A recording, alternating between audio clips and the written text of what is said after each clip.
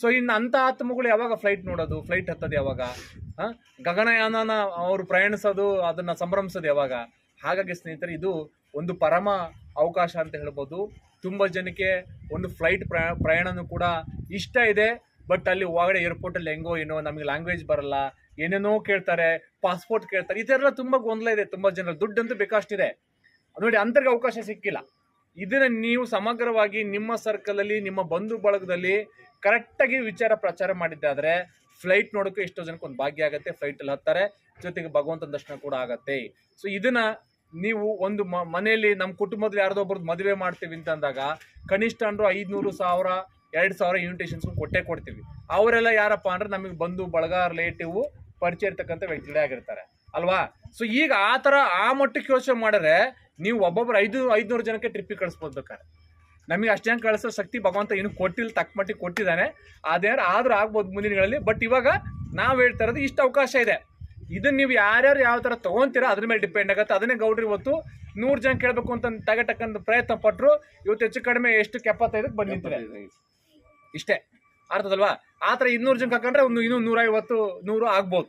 So ಆ ಥರ ನೀವು ಪ್ಲ್ಯಾನ್ ಮಾಡ್ಕೊಂಡ್ರೆ ಸ್ವಾಮಿ ಕಾರ್ಯ ಸ್ವಕಾರ್ಯ ಎರಡೂ ಆಗತ್ತೆ. ನಿಮ್ಮದು ಸ್ಯಾಲ್ರಿ ಅಚೀವ್ಮೆಂಟ್ಗೂ ಆಗಿ ESIPF ನಿಮಗೆ ಸಿಗುತ್ತೆ, ನಿಮ್ಮ ಕೆಲಸ ಆಯ್ತು ಅಲ್ಲಿಗೆ ಸ್ವಕಾರ್ಯ. ಸ್ವಾಮಿ ಕಾರ್ಯ ಏನು? ಸಾಕಷ್ಟು ಜನಕ್ಕೆ ನೀವು ಇವತ್ತು ಅಯೋಧ್ಯೆಗೆ, ಕಾಶಿಗೆ ಹೇಳಿಬಿಟ್ಟು ಕಳಿಸ್ಕೊಡ್ತಕ್ಕಂಥದ್ದು, ಅಲ್ಲಿ ಸ್ವಾಮಿ ಕಾರ್ಯನೂ ಆಗುತ್ತೆ ನೋಡಿ. ಇದು ಎಷ್ಟು ಯೂಸ್ಫುಲ್ ಆಗಿದೆ ಅಂತಂದರೆ, ಬೇರೆ ಕೆಲಸ ಮಾಡುವಾಗ ನಾವು ಹೇಳಿದ್ನಲ್ಲ, XYZ ಕಂಪ್ನೀಸ್ಗಳು ಥೈಲ್ಯಾಂಡು ಮತ್ತೊಂದು ಹೋಗಿ ಮೋಜು ಮಸ್ತಿ ಮಾಡ್ಕೊಂಬರೋವು, ಅದು ಓನ್ಲಿ ಅವ್ರ ಸ್ವಕಾರ್ಯ ಮಾತ್ರ ಅಷ್ಟೇ, ಸ್ವಾಮಿ ಕಾರ್ಯ ಇಲ್ಲ ಅಲ್ಲಿ. ಏನು ಹೇಳ್ತಾರೆ ಅಲ್ಲಿ ಸ್ವಾಮಿ ಕಾರ್ಯ? ಅಲ್ಲಿ ಹೋಗ್ಬಿಟ್ಟು ಊದ್ಬತ್ತಿ ಹಚ್ಚಿ ಪೂಜೆ ಮಾಡಿ ಅಂತ ಥೈಲ್ಯಾಂಡಲ್ಲಿ ಹೇಳ್ತಾರಾ?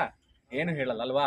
ಸೊ ಅದಕ್ಕೆ ಸ್ನೇಹಿತರೆ, ಇವತ್ತು ಅರ್ಥ ಮಾಡ್ಕೊಳ್ಳಿ, ನಾವೆಲ್ಲರೂ ಕೂಡ ಒಂದು ಕಂಪ್ನಿ ಸೇರಿದ್ದೀವಿ ಅಂದರೆ ಕಂಪನಿಯ ಒಂದು ದೈವ ಬಲ ಆ ಥರ ಇದೆ. ಹಾಗಾಗಿ ಇವತ್ತು ನಮ್ಮ ಸಂಸ್ಥೆಯಿಂದ ಮತ್ತೆ ನಮ್ಮ ಸನಾತನ ಧರ್ಮದ ಬಗ್ಗೆ, ಮತ್ತೆ ನಮ್ಮ ಒಂದು ಇತಿಹಾಸದ ಬಗ್ಗೆ ಒಂದು ಒಳ್ಳೆ ಸಂದೇಶನ ಈ ಕಂಪ್ನಿ ಕೊಡ್ತಾ ಇದೆ. ಹಾಗಾಗಿ ಆ ಪುಣ್ಯ ಕ್ಷೇತ್ರಗಳಿಗೆ ಒಂದು ಯಾತ್ರೆ ಮಾಡ್ತಕ್ಕಂಥದ್ದು ಅಥವಾ ಪ್ರವಾಸ ಕೈಗೊಳ್ತಕ್ಕಂಥದ್ದು, ಅದನ್ನು ವ್ಯವಸ್ಥಿತವಾದಂಥ ರೀತಿಯಲ್ಲಿ ಅಲ್ಲಿ ಒಂದು ಗಂಗಾ ಇಂಟರ್ನ್ಯಾಷನಲ್ ಅಂತೇಳಿ ಬೆಸ್ಟ್ ಟಾಪ್ ಆ್ಯಂಡ್ ಟಾಪ್ ಹೋಟ್ಲಲ್ಲಿ ಒಂದು ಸ್ಟೇ ಕೂಡ ಕಂಪ್ನಿ ಕೊಡ್ತಾ ಇದೆ. ಅಲ್ಲಿ ಊಟ, ತಿಂಡಿ, ವಸತಿ ಕೂಡ ಸಪ್ರೇಟ್ ಚಾರ್ಜಸ್ ಇಲ್ಲ ನೋಡಿ, ಅದು ಕೂಡ ಫ್ರೀ ಆಗಿದೆ. ಊಟ, ತಿಂಡಿ, ವಸತಿ ಕೂಡ ಬೆಸ್ಟ್ ಸ್ಟ್ಯಾಂಡರ್ಡ್ ಹೋಟ್ಲಲ್ಲಿ ಉಚಿತವಾಗಿರುತ್ತೆ. ಪ್ಲಸ್ ಫ್ಲೈಟಲ್ಲಿ ನಿಮಗೆ ಏನಿದೆ, ಫ್ಲೈಟ್ ಮುಖಾಂತರ ಜರ್ನಿ ಹೋಗೋದು ಬರೋದು.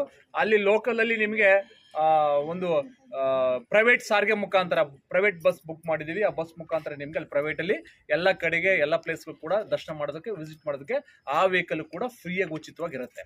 ಅಂದರೆ ನೀವು ಖರ್ಚು ಮಾಡೋದೇನಲ್ಲಿ ಖರ್ಚು ಮಾಡೋದಕ್ಕೆ ಏನೂ ಇರೋದಿಲ್ಲ, ಅರ್ಥ ಅಲ್ವಾ?